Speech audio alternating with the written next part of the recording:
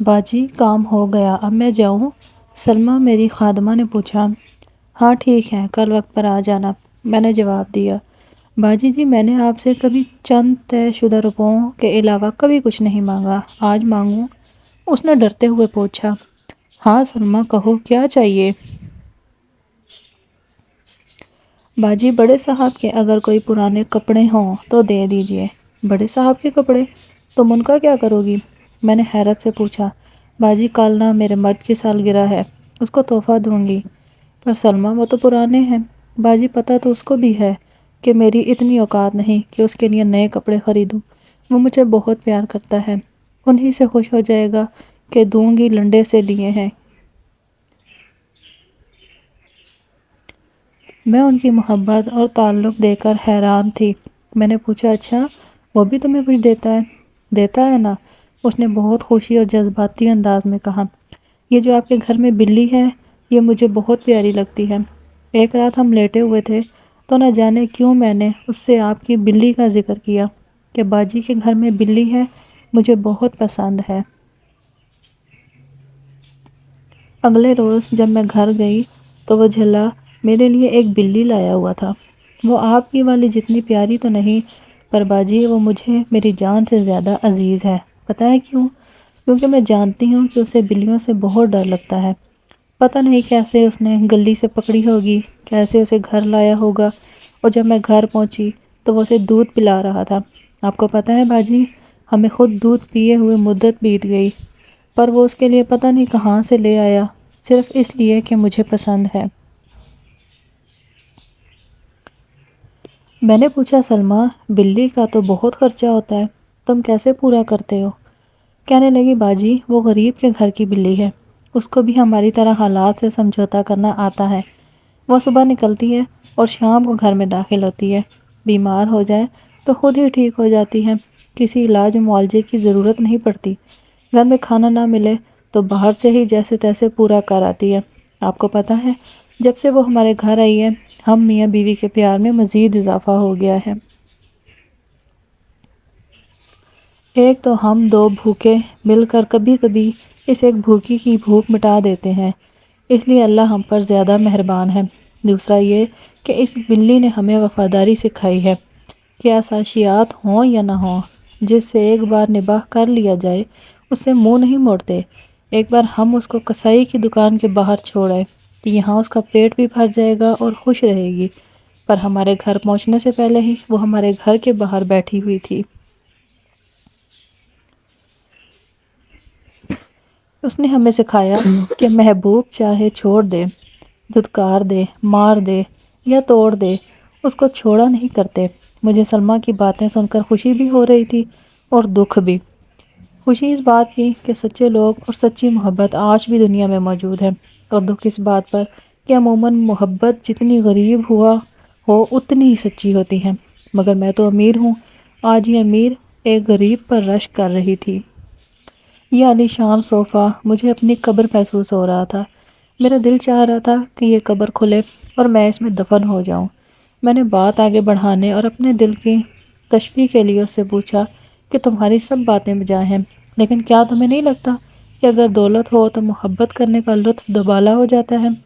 اس نے حیرت سے میری جانب دیکھا۔ میں نہیں چاہتی تھی کہ وہ کچھ بھی بول کر ایک بار پھر مجھے لاجواب کر دے اور میری انا کی پھر سے دھجیاں اڑ جائیں۔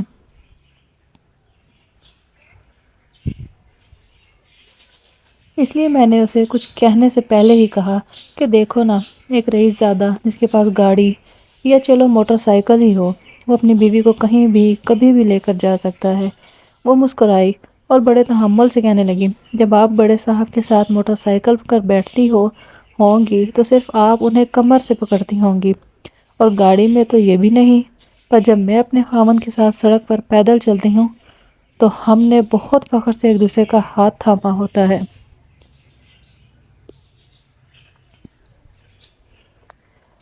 میں سٹپٹا سی گئی اور اپنی شرم کو چھپانے کے لیے اتراتے ہوئے کہا، آج ہم KFC جائیں گے۔ وہ کہنے لگی، سنا ہے وہاں کا تو کھانا اور ماحول بہت اچھا ہوتا ہے، باجی آپ خوب مزے کیجیے گا۔ میری باتوں کا اس پر کوئی اثر نہیں ہو رہا تھا۔ میں نے اس کو تیش دلانے کے لیے کہا، تم کیا کرتی ہو؟ جب تمہارا کچھ اچھا کھانے کا من ہوتا ہے باجی، میرا ہر کھانا ہی اچھا ہوتا ہے۔ تیمور کے ہاتھ سے کھائے ہوئے لقمے کی لذت کے بعد مجھے کسی KFC کی طلب نہیں رہتی۔ سنا ہے زندگی میں سکون نہ ہو تو لوگ KFC جا کر بھی صرف لڑتے ہی ہیں۔ اس نے مجھے ہمیشہ کی طرح لاجواب کر دیا تھا۔ اب میرے پاس نہ کہنے کو کچھ تھا نہ پوچھنے کو۔ ڈرتے ڈرتے میں نے اس سے آخری سوال پوچھا، سلمیٰ، یہ سب کیوں، کیسے اور کس کو ملتا ہے؟ باجی، یہ سب رب کریم کی دین ہوتی ہے، لیکن کسی بھی چیز کے حصول کے لیے توکل بہت ضروری ہے۔ توکل سے احساس ہوتا ہے کہ آپ کو اپنے اللہ پر کتنا بھروسہ ہے۔ توکل امیر یا غریب کی میراث نہیں۔ اسی طرح خوشیوں کا تعلق بھی کسی امیر یا غریب کے ساتھ نہیں ہو۔ خوش ہر وہ انسان ہوتا ہے جس کو اپنے رب پر بھروسہ ہو اور جس کو تھوڑے میں گزارا کرنا آ جائے۔ آگے بڑھنے کی کوشش بھی ایک صبر طلب کام ہے۔ اگر اس میں صبر نہ ہو تو انسان کی ضروریات اور خواہشات بڑھتی ہی رہتی ہیں، اور اس لیے کبھی اس کو اپنا آج جینے اور جو آج اس کے پاس ہے اس کا مزہ لینا نصیب نہیں ہوتا۔ پر عموماً یہی دیکھا گیا ہے کہ غریب کی زندگی کتنی ہی بد مزہ کیوں نہ ہو، محبت آسودہ حال ہی ہوتی ہے۔ اس کی وجہ یہ ہے کہ ہمیں تھوڑے میں گزارا کرنا آتا ہے۔ غریب کا ذہن انہی خیالات کا آشیانہ ہوتا ہے، جبکہ امیر کو کبھی کوئی سوچ آتی ہی نہیں۔ شاید ان کا دماغ ان کے پیٹ میں ہوتا ہے، وہ بس اپنے پیٹ سے ہی سوچتے ہیں۔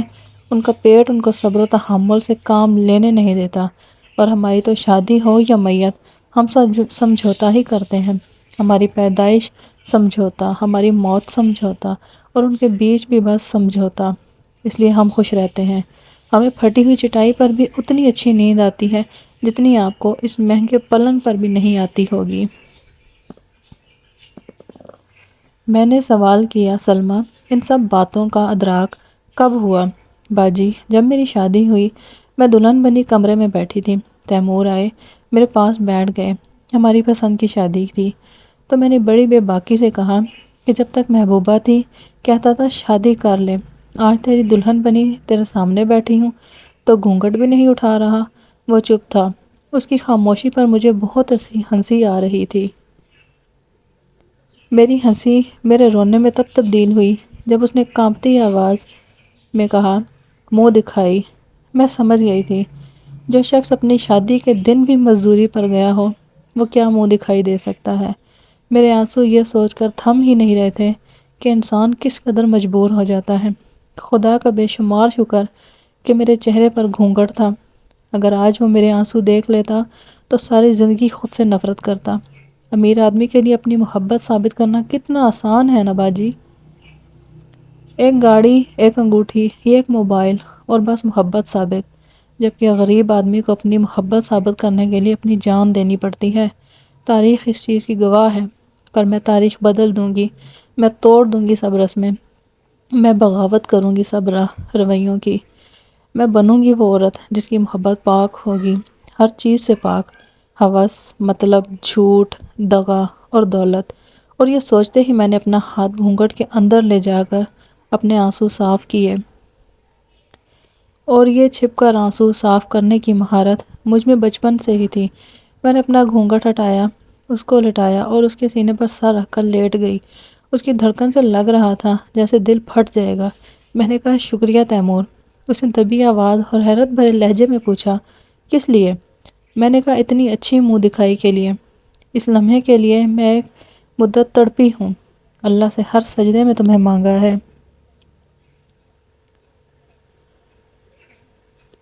آج تم اس قدر قریب ہو کہ میں تمہارے جسم کی خوشبو تک محسوس کر رہی ہوں۔ اس سے بڑھ کر منہ دکھائی کیا ہو سکتی ہے بھلا؟ وہ خاموش تھا اور اس کی خاموشی مجھے کھا رہی تھی۔ میں نے اس کو سمجھایا، مجھے تم چاہیے تھے تیمور، صرف تم۔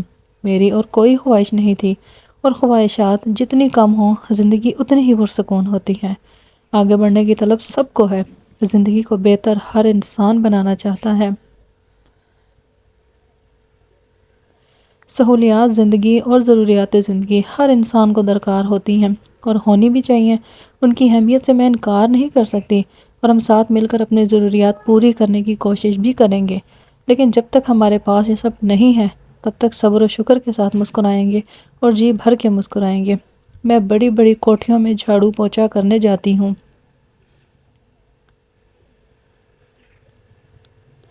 میں نے ان ہوادار محلات میں بھی لوگوں کا دم گھٹتے دیکھا ہے، کیونکہ انسان کی خواہشات کی کوئی انتہا نہیں ہوتی۔ یہ کمینہ نفس ہمیشہ بہتر سے بہتر مانگتا ہی رہتا ہے۔ اس کے پیٹ کی دوزخ کبھی ٹھنڈی نہیں ہوتی، اس لیے کم ہو یا زیادہ مجھے پرواہ نہیں۔ مجھے جو چاہیے تھا اللہ نے مجھے عطا فرما دیا۔ تم تھے میرا مقصد، باقی سب تو ضروریات ہیں۔ میں اپنے مقصد کو اپنے ضروریات کی خاطر چھوڑ نہیں سکتی۔ ضروریات مقصد کو پانے کے لیے ہوتی ہیں، مقصد ضروریات کو پانے کے لیے نہیں۔ میں آج اپنے مقصد کے حصول کے بعد بہت خوش ہوں، بہت خوش، اور ہمیشہ رہوں گی۔ آپ کو اگر میری آج کی ویڈیو اچھی لگی ہے تو چینل کو سبسکرائب کر دیں اور ویڈیو کو لائک کر دیں۔ اللہ حافظ۔